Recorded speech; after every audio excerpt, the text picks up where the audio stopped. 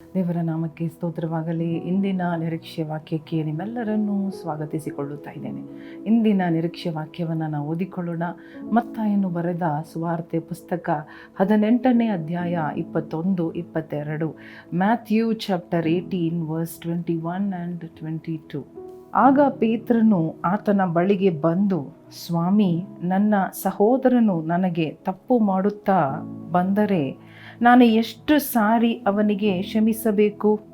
7 ಸಾರಿಯೋ ಎಂದು ಕೇಳಲು, ಯೇಸು ಅವನಿಗೆ, 7 ಸಾರಿ ಎಂದಲ್ಲ, 70 ಸಾರಿ ಎಂದು ನಿನಗೆ ಹೇಳುತ್ತೇನೆ ಎಂಬುದಾಗಿ. ನೋಡಿರಿ, ಯೇಸು ಸ್ವಾಮಿಯ ಬಳಿಗೆ ಬಂದು ಪೇತ್ರನು ಕೇಳಿದ ಒಂದು ಪ್ರಶ್ನೆ, ನನ್ನ ಸಹೋದರನು ನನಗೆ ತಪ್ಪು ಮಾಡುತ್ತಾ ಬಂದರೆ, ಕಂಟಿನ್ಯೂ ಆಗಿ ನನ್ನ ಸಹೋದರನು, ನನ್ನ ಸಹೋದರಿಯೋ, ನನ್ನ ಫ್ರೆಂಡ್ಸ್, ನನ್ನ ಕುಟುಂಬದವರು ತಪ್ಪು ಮಾಡುತ್ತಾ ಬಂದರೆ ನಾನು ಎಷ್ಟು ಸಾರಿ ಕ್ಷಮಿಸಲಿ? 7 ಸಾರಿ ಕ್ಷಮಿಸಲಾ ಎಂಬುದಾಗಿ ಕೇಳುವಾಗ ಯೇಸು ಸ್ವಾಮಿ ಹೇಳುತ್ತಾರೆ, ಇಲ್ಲ, 70 ಸಾರಿ, 70 ಸಾರಿ, 7 into 70 ಟೈಮ್ಸ್ ನೀನು ಕ್ಷಮಿಸಬೇಕು ಅಥವಾ ಕ್ಷಮಿಸುತ್ತಲೇ ಇರಬೇಕು. ಹಾಲೆಲೂಯಾ. 70 ಸಾರಿ ಎಂಬುದಾಗಿ ನೋಡುವಾಗ ನಾವು ಅದನ್ನು ಲೆಕ್ಕ ಮಾಡೋಕ್ಕಾಗೋದಿಲ್ಲ. ಆದರೆ ನಾವು ಕ್ಷಮಿಸಲು ನಾವು ಕಲಿತುಕೊಳ್ಳುವಾಗ, ಹಾಲೆಲೂಯಾ, ಕ್ಷಮಾಪಣೆಯ ಜೀವನ ನಮ್ಮ ಜೀವನವಾಗಿ ಬಿಡುತ್ತದೆ. ನಾವು ಕ್ಷಮಿಸುವುದು ತುಂಬ ಮುಖ್ಯವಾಗಿದೆ. ಹಾಲೆಲೂಯಾ. ಕ್ಷಮಿಸುವುದು ದೇವರ ಗುಣವಾಗಿದೆ. ನಮ್ಮ ಪಾಪಗಳನ್ನು ಕ್ಷಮಿಸುವುದಕ್ಕಾಗಿಯೇ ಯೇಸು ಸ್ವಾಮಿ ಕಲ್ವಾರಿ ಶಿಲುಬೆಯಲ್ಲಿ ತಮ್ಮ ಮರಣವನ್ನು ಕೊಟ್ಟರು. ಕ್ಷಮಿಸುವುದಕ್ಕಾಗಿ, ನಮಗೆ ಕ್ಷಮೆ ಸಿಕ್ಕಬೇಕಾದ ಕಾರಣ ಎಂಬುದಾಗಿ ನಾವು ಗಮನಿಸೋಣ. ಹಾಲೆಲೂಯಾ. ಆದ ಕಾರಣ ಆತನು ನಮ್ಮನ್ನು ಕ್ಷಮಿಸಿದ ಕಾರಣ ನಾವು ಕ್ಷಮಿಸುವವರಾಗಬೇಕು ಎಂಬುದಾಗಿ ನೋಡುತ್ತಾ ಇದ್ದೇವೆ. Because he forgive us, we need to give our forgiveness. ನಾವು ಕ್ಷಮಿಸಿ ಬಿಡೋಣ. ಒಂದು ತಪ್ಪು ಮಾಡಿದರೆ ಅದನ್ನು ಬಿಡೋಣ. ಅದನ್ನೇ ನಾವು ಮನಸ್ಸಲ್ಲಿ ಇಟ್ಟುಕೊಂಡು ನಾವು ಕೊರಗುವುದು ಬೇಡ, ನಾವು ಕೋಪ ಪಡುವುದು ಬೇಡ ಎಂಬುದಾಗಿ ನೋಡುತ್ತಾ ಇದ್ದೇವೆ. ಅದಕ್ಕಾಗಿಯೇ ಯೇಸು ಸ್ವಾಮಿ ಶಿಲುಬೆಯಲ್ಲಿ ಮರಣ ಹೊಂದಿದರು. To make you and me a person who will give forgiveness. Hallelujah. ಕೆಳಗಡೆ ಯೇಸು ಸ್ವಾಮಿ ಅದು ಮಾತ್ರ ಅಲ್ಲ, ಅದನ್ನು ಸ್ಪಷ್ಟವಾಗಿ ಹೇಳ್ತಾ ಇದ್ದಾರೆ. ಒಬ್ಬನಿಗೆ ಕೋಟ್ಯಾಂತರ ರೂಪಾಯಿ ಸಾಲ ಇತ್ತು, ಇನ್ನೊಬ್ಬನಿಗೆ ಬರೀ 100 ಹಣ ಸಾಲ ಇತ್ತು. ಈ ಕೋಟ್ಯಾಂತರ ರೂಪಾಯಿ ಸಾಲವನ್ನು ಆ ಒಂದು ಅರಸನು ಅಥವಾ ಅಧಿಕಾರಿಯ ರಿಚ್ ಮ್ಯಾನ್ ಅವನು ಅದನ್ನು ಕ್ಷಮಿಸಿ ಬಿಡುತ್ತಾನೆ.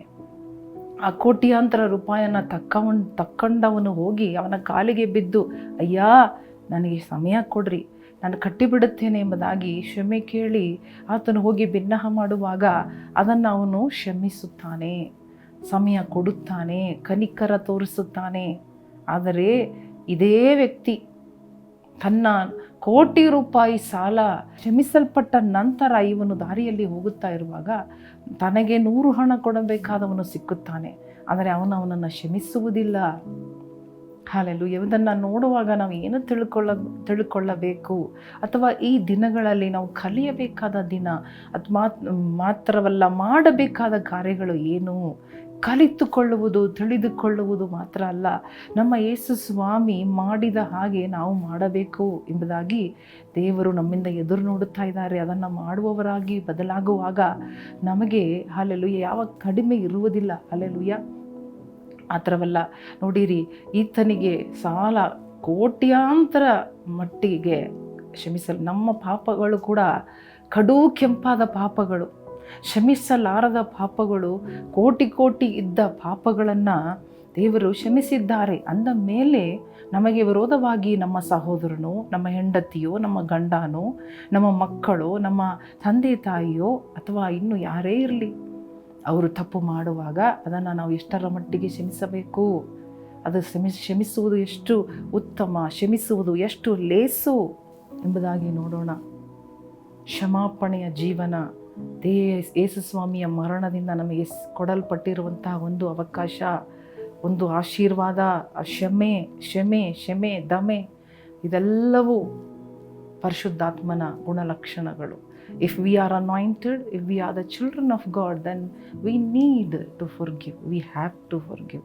Hallelujah. ಘೋಷಣೆ ಮಾಡೋಣ, ಒಪ್ಪಿಸಿಕೊಡೋಣ. ಧ್ಯಾನ ಮಾಡೋಣ. ದೇವರೇ, ಯಾವುದಾದರೂ ನಾನು ಕ್ಷಮಿಸದೇ ಇದೆಯಾ?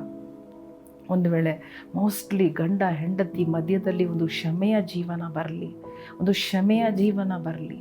ಕ್ಷಮೆ ಬಂದಾಗ ಹಲ್ಲೆಲೂಯ, ಕ್ಷಮಿಸುವುದಕ್ಕೆ ದೊಡ್ಡ ಮನಸ್ಸು ಬೇಕು. ಆ ದೊಡ್ಡ ಮನಸ್ಸು ದೇವರು ನಮಗೆ ಇವತ್ತು ಕೊಡುತ್ತಾರೆ. ಹಲ್ಲೆಲೂಯ. ಕ್ಷಮಿಸುವುದಕ್ಕೆ ಶಕ್ತಿ ಕೊಡುತ್ತಾರೆ, ಧೈರ್ಯ ಕೊಡುತ್ತಾರೆ. ಕೇಳ್ರಿ, ಅಯ್ಯೋ ನನಗೆ ಶಕ್ತಿ ಇಲ್ಲ, ನನಗೆ ಧೈರ್ಯ ಇಲ್ಲ, ನನಗೆ ಮುಖ ಇಲ್ಲ. ಕ್ಷಮೆ ಕೇಳಬೇಕು. ಕ್ಷಮೆ ಕೇಳಿದ್ರೂ ಕ್ಷಮೆ ಸಿಗ್ತಾ ಇಲ್ಲ. ಇಂತಹ ಕಾರ್ಯಗಳಲ್ಲಿ ದೇವರು ನಿಮ್ಮನ್ನು ಬಿಡುಗಡೆ ಮಾಡಲಿ. ದೇವರೇ, ಇವತ್ತು ಅಂತಹ ಪರಿಸ್ಥಿತಿಗಳಲ್ಲಿ ನಿಮ್ಮ ಮಕ್ಕಳಿಗೆ ಒಂದು ಬಿಡುಗಡೆ ಕೊಡ್ರಿ ಅಪ್ಪ. ಕ್ಷಮಿಸಲ್ಪಡಲಿ, ಕ್ಷಮಿಸುವವರಾಗಿ ಬದಲಾಗಲಿ, ಕ್ಷಮೆ ಅವರಿಗೆ ಸಿಕ್ಕಲಿ. ಅಯ್ಯೋ, ನನ್ನ ಹೆಂಡತಿ ನನ್ನನ್ನು ಕ್ಷಮಿಸ್ತಾ ಇಲ್ಲ, ನನ್ನ ಅಮ್ಮ ಅಪ್ಪ ನನ್ನನ್ನು ಕ್ಷಮಿಸುತ್ತಾ ಇಲ್ಲ, ನನ್ನ ಅಣ್ಣನನ್ನು ಕ್ಷಮಿಸ್ತಾ ಇಲ್ಲ ಎಂಬುದಾಗಿ, ನನ್ನ ಗಂಡ ನನ್ನನ್ನು ಕ್ಷಮಿಸ್ತಾ ಇಲ್ಲ ಎಂಬುದಾಗಿ ಕೊರಗಿಕೊಂಡಿರುವ ಪ್ರತಿಯೊಬ್ಬೊಬ್ಬರಿಗೂ ಒಂದು ಬಿಡುಗಡೆ ಇವತ್ತು, ಒಂದು ಕ್ಷಮೆ ಸಿಕ್ಕಲಿ. ಒಂದು ಹಲ್ಲೆಲೂಯ ಪ್ರಾರ್ಥಿಸುವಾಗ ಒಂದು ಬಿಡುಗಡೆ ಆಗಲಿ. ಈಗಲೇ ಆ ಹೃದಯ, ಕ್ಷಮಿಸುವ ಹೃದಯ ಬರಲಿ ಎಲ್ಲರ ಒಳಗಡೆ.